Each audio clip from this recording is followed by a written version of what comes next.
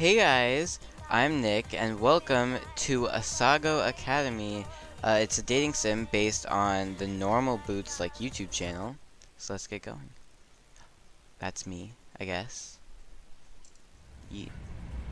The train made its way along the gentle curve of the coast of Japan, whisking me farther and farther from home. Across from me sat a boy, face half buried in the newspaper. He was deeply entranced in whatever article he was reading and hadn't spoken a single word to me, even when I asked if I could join him in the last compartment with any available space. He shrugged, nodded, and adjusted his newspaper without ever making eye contact. It had been almost an hour, in fact, and he hadn't once looked at me. Devoid of conversation, I took instead to counting the buttons on the pretentiously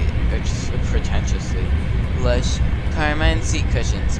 1, 2, 3, 21, 22. This girl is so extra. Now and again, I turned to look out the window where the trees were blurring by. Sometimes the smeared green would break and reveal the quiet blue of the Sea of Japan. She would be a great English teacher. Eventually, this rapidity made my stomach churn, and I went back to counting the buttons on the seat cushions. 1, 2, 3. The train compartment shuddered around us. My eyes wandered to the boy in his jacket. It wasn't the school-issued blue that I and the other students on the train were wearing. Instead, it was green, a varsity-like jacket with an embroidered patch poorly sewn on the front. So you're a first year then? Ooh, who is he sparkly? He folded his newspaper neatly, set it in his lap, and looked at me with half-interested gaze. Did he just catch me staring? Embrace your inner creep. Now that the paper was gone, I saw his face. He watched me through heavy-lidded eyes. His hair was immaculately groomed, and his teeth straight and blindingly bright. There's something about him, the way the light hit him, that made him look like he was almost sparkling. He is. It's right there. There. Me? He glanced around the compartment, empty beside us, and laughed. Oh no, I'm not a first year, I'm a third year. The train began to slow, metal wheels groaning against metal tracks. The sudden shift threatened to rob me of whatever was left in my stomach, but I closed my eyes and took a deep breath, willing myself to keep it together. What kind of impression would I leave puking on a student before I even arrived at the academy? The boy frowned. I picked at the hem of my cotton skirt. That's not possible, I've never seen you before. Bitch, you're not that cool. It took me a moment of mouth fishing to find a response. I thought that said mouth fisting. I was like, it's because I'm a transfer student? Why is that a question? He laughed again. A transfer student, huh? We don't get many of those. I removed my acceptance letter from the front pocket of my uniform. The paper, heavyweight, off-white, had accumulated creases from my rereading, as if the words might have changed since the last time I read it. The boy took it, studied it, and handed it back to me. I'll see you around. Well then, Hannah, I'll suppose I'll be seeing you around. He smiled at me as he picked up the suitcase lying next to him. By the time I picked up a response, he was already gone. Stared into the empty hallway. It was then that I realized he, having gotten it from my acceptance letter, knew my name, and I never got his. The train settled at the station, and I filled out with the rest of the uniformed students. It was early April, and the last frost of winter had come and gone. The trees were already green, and their leaves shivering in oh god, skip. I walked along the road with the swarm of blue-jacketed bodies, looking at the little groups breaking out from the crowd. Everyone was buzzing so animatedly around me. Held my suitcase in my sweaty hands. Bitch. It was leather-bound and worn more than anything it contained. Worth more than anything it contained. It wasn't far to the school, and I was, for the first time in my life, thankful that what I owned didn't cost much. My school issued black Oxford. Click, click, click on the pavement. I walked this walk over and over in my mind. So many nights I lay awake, imagining what it would be like to walk from the train station to Asagao Academy for the first time. My new start. I always imagined that everything would change around this walk. It's not magically different. It hasn't changed. Oh, wow. This bitch got some inner demons. When I reached the massive gates to the academy, I forgot all about the disappointment slouching in the back of my throat. The school, framed by the gate's twisting black metal, was just as beautiful as the glossy photos I saw in his pamphlets. This was it, Asagao Academy. Yeah. I glanced around the swarm of students gathered around the gates. Beyond it, tiny blue people bounced around the academy's main building.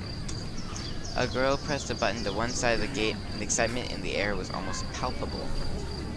A few moments later, the black gate, with great effort, creaked outwards and cleared the path. You can't just say that. You can't just say black gate. As the rest of the herd, as the rest of the group shifted into motion, I followed along, a sheep in the herd. My stomach tied itself into knots. The crowd split off in different directions. For a moment, I panicked. Tired-looking man with gray hair called for first years. Hey, look at that girl. A small group of boys were pointing at me, snickering. Pink hair? Are you kidding me? How desperate can you get? Yo, they can all suck my pink dick. Alright. Hot shame crawled down my neck. I attached myself to a group of girls, following a few steps behind them. In the distance, cicadas hummed in time to my shoes crunching against the gravel. My hair. It wasn't my fault that my hair looked like this. Luckily, I found myself at the girls' dormitory, a large sign in the lawn reading Primrose House. The building dwarfed me in size and sheer intimidation. I mean, it's a building, so yeah. How many students did Asagao have? As I approached the building, a red-headed girl lingering nearby caught my attention. I looked away, then looked back. She was staring at me. She walked over. Oh, you must be my roommate! She did the talking for me. Thank you. I eyed her warily. She was smiling and bouncing in a way that suggested her views on life were akin to a perpetual bouncy castle. I love her already. Me? Bingo. Of course, you silly. Let me guess. Room 325. Bingo. Bingo bango. I thought back to the paper I received a month prior with a list of all the supplies I needed for the year and my dorm arrangements. Yeah, that's right. She laughed, but I couldn't figure out what was so funny. Was she laughing at me? When I found out my roommate was going to be a transfer student, I knew you were going to be a total main character. I'm sorry. What? Mm-hmm. When I saw you at the outside the gate, I knew it was you. I mean, look at that hair. Why is she gotta be breaking the fourth wall first of all at that main character shit? And also, why is everyone in this fucking school in my business about my hair? Like, mind your own damn self. You got red ass hair. I felt a lump forming in my throat. What was she talking about? She had to be making fun of me. I hadn't spent more than 5 minutes on the campus and I was already being mocked. My hands began to tremble. There's something wrong with my hair? Her face slackened from its amused smile to a more worried expression. Then she began to laugh again. No. It's great. I'm sorry. I love the voice acting, just by the way. We're getting off on the wrong foot, aren't we? Oh gosh. Oh gosh, oh gosh. I'm Mai Sasaki.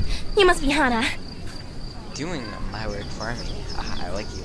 I bowed my head. Hello. It's nice to meet you, Mai. Wait, was that what she said? I'm Mai Sasaki. Yeah. Hello. Mai. All your school books are waiting in our room with your welcome letter, and I read the envelope. What? Bitch.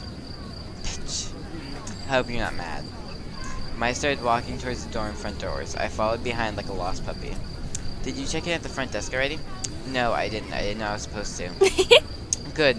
They'll offer to have a staff member give you a tour of the campus, but I can show you around. We don't get many transfer students in year 3, you know. Oh, is that your only bag? Just the one? I'm glad I brought an extra bag of stuff to decorate our room with. I started already. I hope you don't mind. But I did wait to string the lights. I thought we could do it together, you know. She spoke quickly, the words bubbling from her mouth, and left me no time to answer until the end of her monologue. Yeah, okay, that sounds good. She held the front door open for me, and I hurried inside. Girls filed up and down the hallway, howling greetings and exchanging vague niceties that were more often than not, how was your break, and look how tan you got. I ain't got no tan. That sucks. It seemed like everyone knew each other. I followed Mai as she led me through the maze of students and up 2 flights of stairs. Each dorm floor looked the same as the last, narrow white doors lining both sides of the pale pink walls. You're not missing anything with the campus tour, I promise. Mr. Sidemo does them every year, and he's like totally dull. He just drags you around the entire campus and talks that weird squeaky voice of his. Damn, what a bitch. Tell you everything you need to know. And I smiled, trying to let this calm my nerves. Thanks.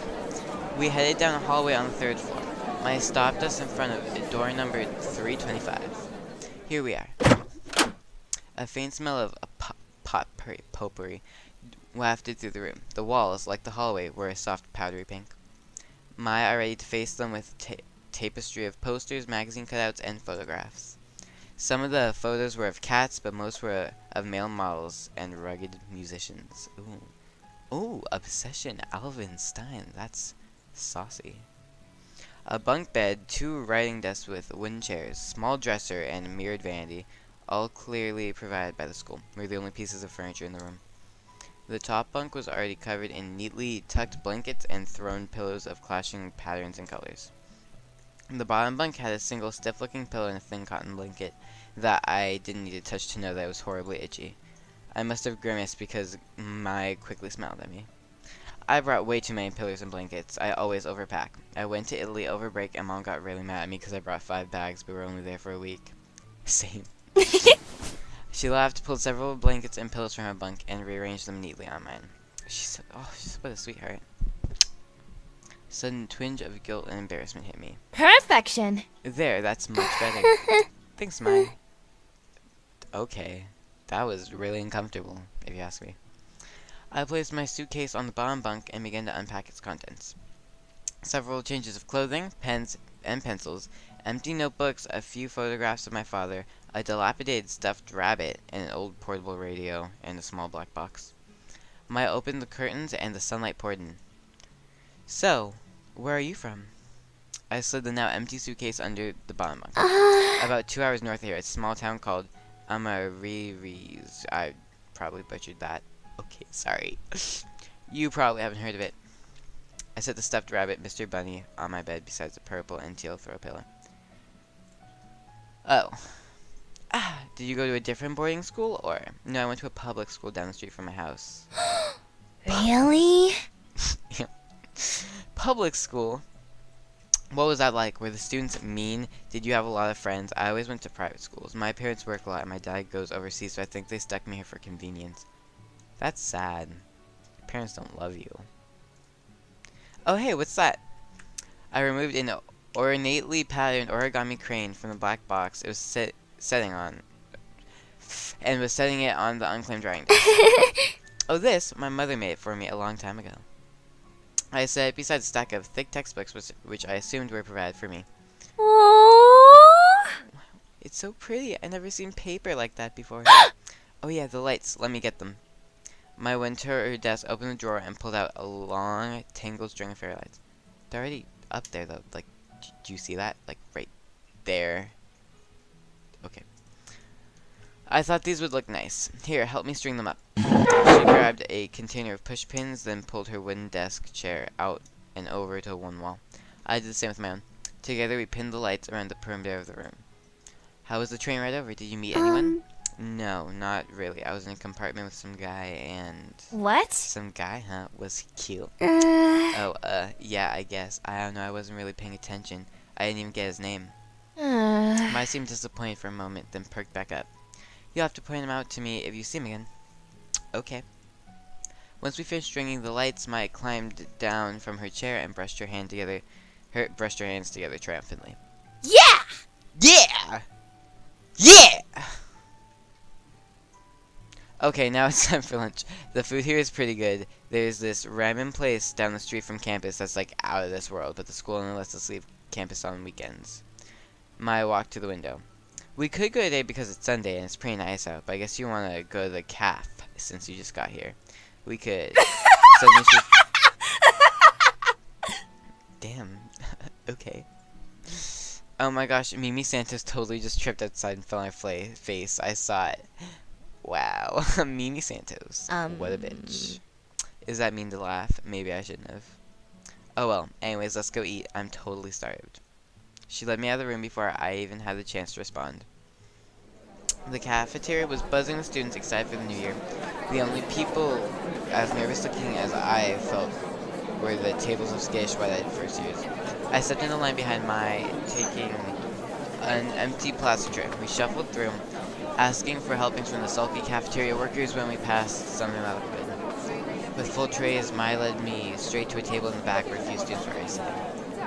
Mai sat down and I took a seat across from her. Hi Mai, how was your break? It was good. I went to Italy and Spain. Dad fell off a ski jet and broke his ankle. Italy and Spain, a bitch, you gotta hook me up. She looks like a bitch. Uh-huh. It's better now, though. Oh. Ah, well that's nice. I expected to be introduced, but the girl turned back to her group of friends, and Mai turned back to me. She began to assault her food with a fork and tell me in practically minute-by-minute account about her fleeting romance last summer with a boy she met on the beach that didn't go further than a few salty kisses. What were you kissing that was so salty, eh, Mai? Ho. I sat back and let Mai talk. For the first time since arriving on campus, I felt like I was finally able to breathe. I picked up my Brussels sprouts and studied Mai as she spoke. The more she talked, the more I began to notice small details about her. Well...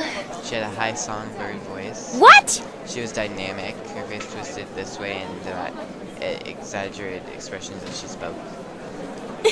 She laughed often. Yo, I'ma hit that girl. Just kidding. She imitated people in wildly unflattering voices, seemingly unrelated to her actual opinion of them. But most notably, she talked a lot. Yeah, even her fucking voice actor talks a lot. I didn't find this particularly annoying as it filled the silence, and she hardly ever asked questions that required her full attention. Just as I was rounding off a shockingly detailed account of the time she accidentally walked in on her friend's older brother in the act of changing. That's spicy. A flash of familiar green caught my eye. I glanced over. Hey, that's him. Huh? Who? I leaned across the table to a whisper just in case he could hear me through the ambient chatter of the lunchroom. The boy from the train, that's him. What? Jared. Yeah, with the weird green jacket and swoopy hair. He just picked up to his tray and was walking past us when something seemed to catch his eye. Oh, you. I looked up at him and suddenly realized he was talking to me. Hana! Hana, I met you on the train. How are things settling down for you? Really well. I found my roommate and she's been helping me out. Guess you're Mai, whose thunderstruck. In fact, looking around, everyone was. People stopped eating to turn and stare at Jared and me. My shoulders were bunched around my neck. Well, if you ever need any help, I'll be around. Third year, right? I nodded. Alright. So my friends are in that year. Of course, they can't compare to me, but I'll give them the heads up to look out for you. He flashed a dazzling smile, then winked. It's the least I can do for such a cute girl. Oh, he wants me. Yeah. His face might sparkle, but not as much as my pussy. Well, I'll see you around. I watched a torrent of thoughts raging through my head as he took a seat next to a bunch of guys who were all wearing the same jacket. That's Jared. She tore her eyes away from him and looked at me. He's so cute. He's the most beautiful guy in school. Bitch, I'm the most beautiful girl in school now, so it's mad. Oh, Jared. I can't believe he just looked at me. I looked at mine. Her cheeks were glowing and indecent pink. Ew. Why do they all wear those jackets? Aren't all the guys supposed to wear blue blazers as part of their uniform? No, they're allowed to. There. You know Jared? That girl turned back around and was looking at me with sudden interest. Did I really know him? I only talked to him on the train for a few minutes, so not really. We weren't friends or anything. But looking around, mine, this girl weren't the only ones who were interested. Everybody seemed to be listening. They seemed so surprised when he talked to me. Maybe a little white light in here. I mean, should tell the truth, but you know what? It's my first day. Gotta make a good impression. Gotta make a good impression. So, yeah, bitch. I know him. I'm in the know. I'm sorry, I didn't introduce myself earlier, did I? I'm Mimi. Oh, is that the bitch you fell? I see why you're laughing. Nice to meet you. So how did you meet Jared? Oh, come off it, Mimi. Jared's not interested. Mai and Mimi stared at each other for a few seconds, having some kind of silent mental battle. Then Mimi turned away and continued to eat. Sorry, it was so clear that she was trying to get in with you for her own agenda, so I cut her off. Get in with me? Why? Well, you asked me about those guys in their jackets, right? Those are the normal boots club jackets. They're what? What's normal boots club? Oh. It's the club we have here at school. It's like totally exclusive and full of the coolest students. They get together and play video games or something. Orgies? Yes? Yes? Yeah. That one right there is John, also known as Jontron. His bird's name is Jacques. John is also the president of the drama club here at school. Yeah, that makes sense. Next name is PBG. He and John founded the Normal Boots Club together. PBG is one of the best soccer players on our team. Then there's Gerard. People call him the completionist because he's obsessed with completing things. He has the biggest itty bitty kitty collection I've ever seen. He can have this itty bitty kitty, if you know what I mean. Yeah. Next name is Jared, also known as Pro Jared. He's a model. Then there's Satch Bag. More like Snatch Bag, am I right? But everyone calls him Satch. He's like crazy smart. Those guys over there are Paul, Nick, and Josh. They write a column in the school newspaper called Continue. Paul, the one standing up, is the student council president. And then the guy in their end is Shane. He knows more about video games than anyone ever. She exhaled a dreamy sigh into her mashed potatoes. So, how would someone you know join the Normal Boots Club? Just saying, if this was how like real life worked, like the coolest club was the gamers, that'd be like awesome. But you don't choose the boots, Hannah. The boots choose you. Me too, though. Me too. What does that even mean? You have to be presented with the boots to be in the club, and they're like super selective. What are the boots? The club has this boot statue. It's like the one on their patches, but it's gold-plated. It's their mascot. I guess they do this weird initiation ritual. Ritual? I hear they fill a room with candles and wear these totally creepy robes during initiation. This year, 2 girls said she saw it once, and they're like all chanting around the boots, and it sounded like they're talking backwards. But I don't believe her. And even if it's true, I don't care if they're called because they're all really hot. Girl, you a hoe, and I am with it. Do they have a lot of friends? Yeah, tons of friends. I say they're the most popular kids in school. I mean, everyone in the school totally looks up to them. I bet they could get any girl in school too. Or a boy, for that matter. True. Hey, are you gonna eat your cake?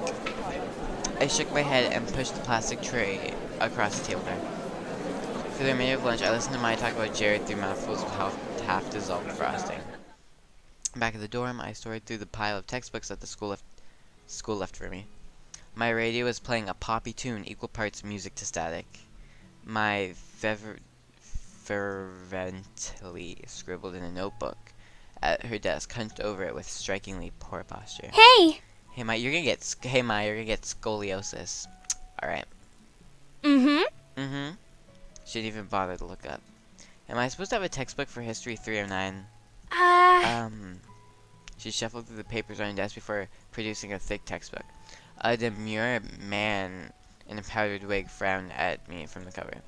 Yeah, this one. I don't think I don't have that one. The school must have missed it. Mai shrugged and set the textbook back in her pile. They have a bunch at the library. You can just check one out. Where's the library? Mai rifled through her notebook and wrote something down. She tore the page out and handed me a crudely drawn map. Oh. Okay, well, I'll be back in a little bit. It took me at least 20 minutes to find the library. By the time I realized I was holding the map upside down, the sun was setting. The library was much larger than I expected. The wall was lined from floor to ceiling with books of all sizes on rough wooden shelves. Intimidated, I headed for the front desk. A recognizably green and gray jacket was bent behind the counter. Normal boots? I briefly considered running away. Hey. Can I help you? Too late. Yeah.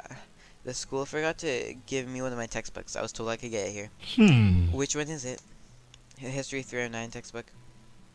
He stepped from behind the counter and motioned for me to follow. We dodged between the aisles in a comfortable silence. He seemed friendly enough. I should say something. What was his name again?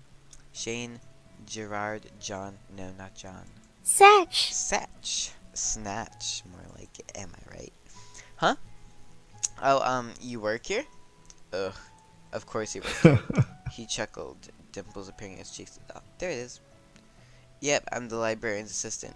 It's my second year, and I love it. I get to help people find books that speak to them. If your book's speaking to you, I think you need to go to the hospital.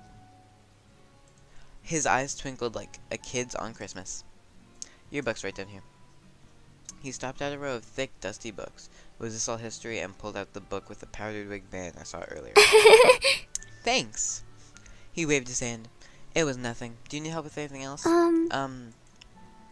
I wanted to make a good impression on the Normal Boots Club, but I couldn't come up with anything. No. Thanks. Copacetic. What did you just say? Wait. Copacetic. Copacetic.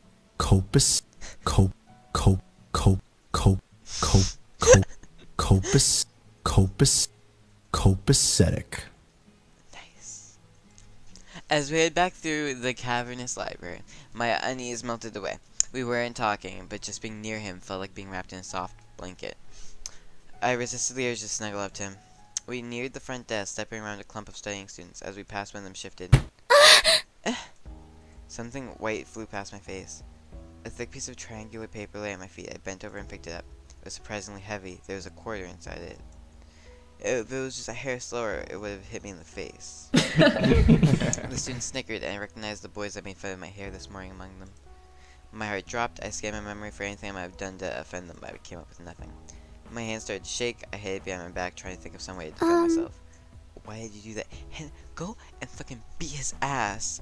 Ain't nobody throwing paper planes in my face. Sporty boy. What do you mean? We were just messing around. Are you suggesting we did it on purpose? Tall boy. You don't even get a cool adjective. You're just tall. I faltered. There was nothing I could say. I was outnumbered. They would twist my words around no matter how straightforward I was. No, I'm sorry. One of the boys saw his hand for the paper. I inched closer to give it to himself, angry at myself for being so compliant. I wish I were. A gentle warmth closed over my hand and took the paper from me. I see what the problem is. Your aim would be better if you cut the corners before you folded it. He placed the paper on the table. The boy looked at him in sheer awe. Be careful though, you almost hit her, and that would have been awful. My hands began to sweat as the panic shifted through me, afraid of the response, but geez, we're sorry. We'll be careful next time. Nerd. Yeah, it was an accident. They apologized? Thanks, I appreciate it. He gave them a wild smile and continued off down the aisle. I followed closely behind him, my legs weak. Don't tell me they stopped because of him, simply because I was with him? I wanted to thank him, but my heart was pounding so hard I knew my voice would shake. We reached the front counter and he scanned the history book. My lips trembled as I willed myself to say something, anything to thank him. He tilted his head to the side. What books do you like to read? Fiction? Fiction. Oh, thanks. I just finished a good book. I think it'd be right up your alley if you don't mind me saying so. He reached under the counter, pulled out a thick green book, and passed it to me. A man in black stood on the front, hugging a woman in royal robes. It's long, but it's one of my favorites. The Princess Betrothed. I know things can be tough transferring to a new school. If you're ever worried, just read this. It'll transfer you 100 miles away in a second. Tears stung my eyes, so I ducked my head. Satch. Thank you, Thank you, Snatch. For more than just the books. You're welcome. Oh, I'm sorry. I don't think I got your My name. name is Hana Mizuno. Thank you, Hana. Hana. Well, it's nice to meet you, Hana. Let me know how you like the book. I will. Bye, Snatch.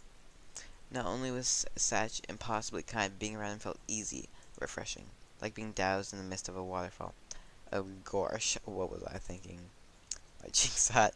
I left the library, two surprisingly heavy books under one arm. Yo, I'm fucking getting heated over Snatch right now. I settled into bed, eager to get started with my new reading material, but Mai was sitting at her desk, carving a pencil idly into the pages of a notebook. Every few minutes, she released a long, drawn-out sigh as the lead of her pencil whined against the paper. I lowered my book and took the bait. Something wrong, Mai? She let out another dreary sigh. I hope Jared notices me this year. Does Jared know you like him? Maya whirled around in faint shock. What? I don't like Jared. Oh. I closed my book and set aside, deciding to play along.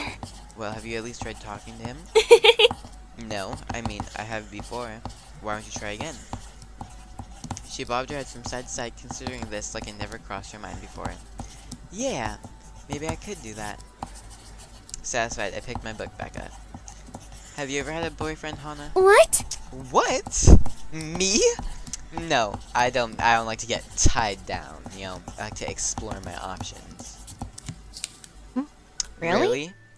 Never. Never. Bet you, 10,000 yen that you meet a totally cute boy here and fall in love by the end of the school year. You're crazy. I buried my face back in my book, barring from any further discussion. Fall in love by the end of the year? Me? If I were a betting girl, I'd take that bet. I awoke the next morning with what felt like a lizard in my throat. Okay, actually, we're gonna stop the video here, guys. But there will be another video, and I'll be back with more Asagao Academy. See ya.